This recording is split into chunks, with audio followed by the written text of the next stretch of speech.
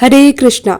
हिंदू धर्म में पूर्णिमा तिथि का बहुत ही विशेष महत्व माना जाता है और खास तौर पर पौष महीने की पूर्णिमा तिथि को अत्यंत पवित्र और फलदायी माना गया है। ऐसी मान्यता है कि इस दिन श्रद्धा और विधि विधान से किया गया व्रत और पूजा हर मनोकामना को पूर्ण करता है। साथ ही यह भी कहा जाता है कि यदि इस दिन पावन तिथि पर गंगा जी जैसी पवित्र नदी में स्नान किया जाए तो व्यक्ति के सारे पाप नष्ट हो जाते हैं और असंख्य पुण्य की प्राप्ति होती है। इसी शुभ तिथि से कई लोग कल्पवास की शुरुआत भी करते हैं, क्योंकि इसी दिन से माघ स्नान का भी आरंभ हो जाता है। इस दिन भगवान विष्णु के साथ साथ सूर्यदेव की पूजा का भी विशेष विधान है। लेकिन हर बार की तरह इस बार भी पौष पूर्णिमा की तिथि को लेकर लोगों में काफी कंफ्यूजन बना है। कुछ लोग का कहना है कि पौष पूर्णिमा इस बार 2 जनवरी को पड़ी है, तो वहीं कुछ लोग का मानना है कि यह तिथि 3 जनवरी को होगी। इसके साथ ही आपको यह भी बता दें कि इस बार पौष पूर्णिमा के दिन कई शुभ संयोग भी बन रहे हैं, जिसके कारण यह व्रत और भी अधिक खास और फलदायी माना जा रहा है। हालांकि 2 जनवरी को भद्रकाल भी रहने वाला है, जिसकी वजह से लोगों के मन में और अधिक भ्रम की स्थिति बनी हुई है। तो आइए विस्तार से जानते हैं पौष पूर्णिमा का व्रत किस दिन रखना सबसे उचित रहेगा, श्री सत्यनारायण भगवान की पूजा या व्रत कब करना चाहिए, चंद्र देवता की पूजा और अर्घ्य देने का समय क्या रहेगा और इस दिन कौन कौन से शुभ संयोग बन रहे हैं।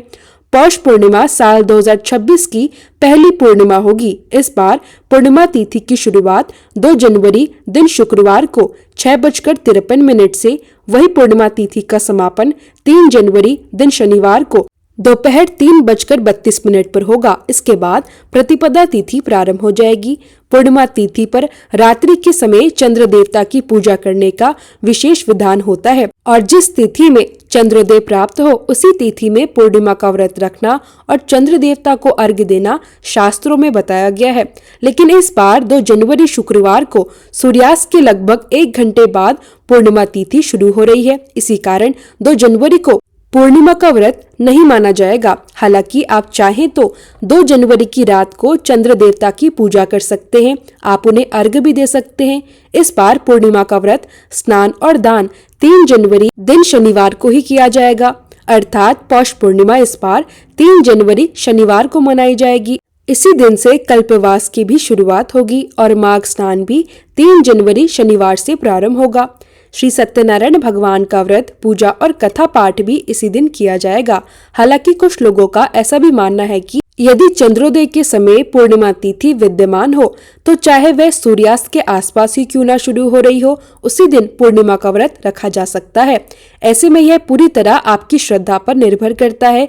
आप चाहे तो 2 जनवरी शुक्रवार को भी व्रत रख सकते हैं और रात्रि में चंद्र देवता की पूजा कर सकते हैं, लेकिन शास्त्रों के अनुसार सही और सर्वोत्तम तिथि 3 जनवरी शनिवार को ही मानी जाएगी। अब बात करते हैं 2 जनवरी और 3 जनवरी के दिन के विशेष समय और योगों की। 2 जनवरी शुक्रवार को सूर्योदय होगा सुबह 7:14 पर, सूर्यास्त होगा 5:36 पर, चंद्रोदय होगा शाम 4:18 पर।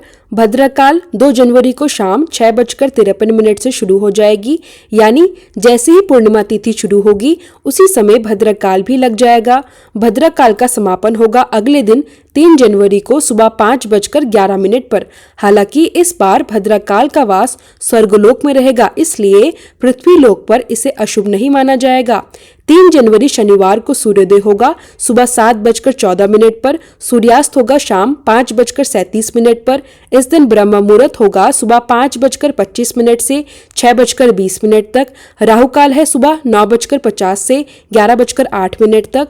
इस दिन आद्रा और पुनर्वसु नक्षत्र का भी शुभ संयोग बन रहा है।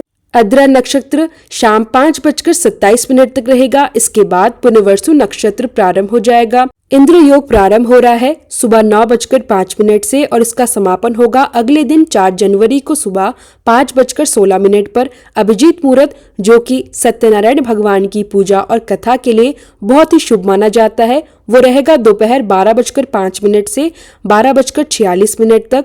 3 जनवरी शनिवार को चंद्रोदय होगा शाम 5:28 पर।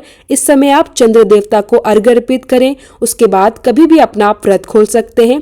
अगर आपको यह जानकारी पसंद आई हो तो वीडियो को लाइक करें और कमेंट बॉक्स में यह भी बताएं कि आप पौष पूर्णिमा का व्रत किस दिन रखने वाले हैं।